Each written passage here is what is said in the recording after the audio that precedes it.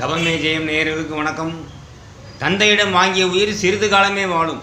சிவத்திடம் வாங்க வேண்டும் உயிரை. தந்தையிடம் வாங்கியது பூலோகத்தின் உயிர், அது இங்கேயே மறைந்துவிடும். சிவத்திடம் வாங்கும் உயிர் ஒரு காலமும் அழியாது.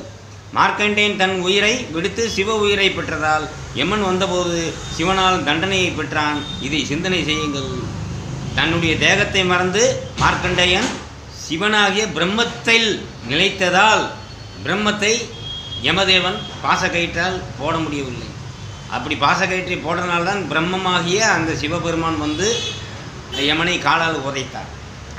அந்த கதையை நீங்கள் புரிந்து கொள்ளுங்கள். ஆதிசங்கரர் கூறுகிறார், பிறப்பு, தேய்தல், முப்பு, மரணம் ஆகிய மாறுதல்களிலிருந்து நான் விடுபட்டவன். நான் உடல் அல்ல. ருசி முதலிய புலனின் விஷயங்கள் எனக்கு பற்றில்லை. ஏனெனில் எனக்கு புலன்கள் இல்லை. பிரம்மத்தில் இருந்து விட்டால் புலன்கள் வேலை செய்யாது, ருசி அறியாது. காம எண்ணம் இல்லாமல் காமம் வேலை செய்யாது போல் புலன்கள் வேலை செய்யாமல் ருசி அறியாது, பசி அறியாது, உணவு உண்ண தோன்றாது. வெள்ளைக்காரன் இந்துவாக மாறிவிட்டான், இந்து கிறிஸ்துவாக மாறிவிட்டான், இந்து முஸ்லீமாக மாறிவிட்டான் என்று கூறுகிறீர்கள். இது எப்படி இருக்கிறது என்றால், புளிய மரத்தை மாமரமாக மாற்றிவிட்டேன், தென்னை மரத்தை வாழை மரமாக மாற்றிவிட்டேன் என்று கூறினால் எப்படி இருக்கும்? நீ எதுவாக பிறந்தாயோ அதுவாகத்தான் வளர்வாய். இடையில் நீ எதையும் மாற்ற முடியாது. வாழை மரத்தை தென்னை மரக்கீற்றால் மறைத்து வைத்தால் தென்னை மரம் ஆகி முடியாது. ஒழுக்க விதிகள் தான் மரம் என்று உருவாகியது. மரம் ஒன்றுதான், அதில் விளையும் பழங்களை வைத்துதான் பெயர் வைக்கப்பட்டது.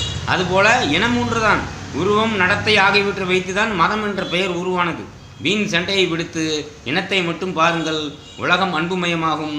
1000 பேரை கிறிஸ்தவ மதத்திற்கு மாற்றினேன், 1000 பேரை முஸ்லீமாக மாற்றினேன் என்று கூறுபவர்கள் 1000 தென்னை மரத்தை மாமரமாக மாற்றினேன், 1000 வாழை மரத்தை தென்னை மரமாக மாற்றினேன் என்று மாற்றி காட்டுங்கள் பார்ப்போம். நீங்கள் எதுவாக பிறந்தீர்களோ அதுவாக இருந்து இந்த உலகத்துக்கு பலனை கொடுங்கள்.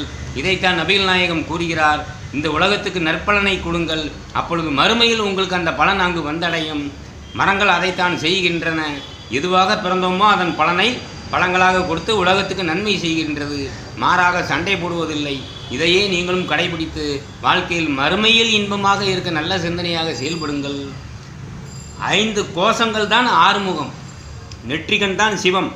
பிரம்மமாகிய சிவன் மூலாதாரத்தின் ஆராதத்தின் மூலம் எழுந்த ஒளியில் சிரசில் பிரம்மேந்திரத்தில் சக்தியின் அணைப்பால் ஆறுமுகமாக ஒன்று சேர்ந்து ஜோதியாக எழுந்த ரூபம்தான் முருகன். இதுதான் தத்துவம். இதைத்தான் நாம் யோகத்தில் செய்கிறோம். ஒளி உடலாக உருவெடுக்கிறது. இதுதான் உன் பிறப்பு. இந்த ஒளிதான் நம் குமரன். அதனால தான் முருகனுக்கு குமரன் என்று பெயர். நான் என்கின்ற அகங்கார அசூர உடலை வதம் செய்ததால் முக்தி என்ற முருகன் நமக்கு உணர்த்துகிறார். நம் எண்ணம் சிவமாகிய பிரம்மத்தில் லயிக்கும் போது சிவ ஒளியாக குமாரன் பிறப்பான். அதுதான் உன் குழந்தை, உன் பிள்ளை. வாழ்க்கை நடத்தி வருவது குழந்தையின் உடல் மட்டுமே, உயிரல்ல. குமாரன் பிறப்பதுதான் குழந்தை. அவனே நமது பிள்ளை. அவனே தேவகுமாரன், தேவனால் படைக்கப்பட்டது. தேவன் என்றால் பிரம்மம். சிவத்திலிருந்து முருகன், பிரம்மத்திலிருந்து ஒளி. இதைத்தான் வள்ளலார் முருகனை கண்டேன் என்று கூறினார். முருகனை கண்டேன் என்று கண்ணாடியை பார்த்து எப்படி சொன்னார்? அவர் ஒளியை கண்டார். அந்த ஒளிதான் முருகன். ஒளி உடலே முருகன். அதனால தான் முருகனை மலை மேல் இருக்கிறார். விநாயகர் மூலாதாரம், அடிவாரத்தில் இருப்பார். சிவன் தான் சூரியன், சக்தி தான் சந்திரன். இவர்கள் தான் நாம் குடும்பம். உலகில் அனைத்து பொருள்களும் அனித்தியம், ஒளி மட்டுமே நித்தியம். நித்தியமான பொருள் எதுவோ அதுவே பிரம்மம். பிரம்மமே சத்தியம். அதனால தான் சத்தியப்படி வாழ வேண்டும் என்று கூறுகிறோம். பிரம்மத்தில் வாழ வேண்டும் என்று அதற்கு பொருள். வெள்ளையாக வர உங்களுக்கு 2 ரகசியத்தை கூறுகிறோம். தொண்டையில் உள்ள சங்கை கண்டத்தை அழித்து கொண்டு கைகளால் அல்ல, காற்றை சுவாசம் செய்து மேல் நோக்கி ஊதினால் அண்ணாக்கு திறந்து கொள்ளும். அதுபோல காற்றை இழுக்கும்போது கண்டத்தை அழித்து கொண்டு மேல் நோக்கி இழுக்க வேண்டும்.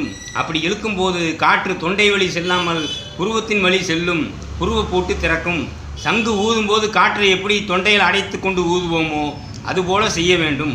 இதை வாசியோகம் செய்வதற்கு முன் செய்ய வேண்டும். 5 முறை செய்ய வேண்டும். வாசியோகம் செய்த பின் பாலை குடிப்பது போல் தொண்டையில் பால் குடிக்க வேண்டும்.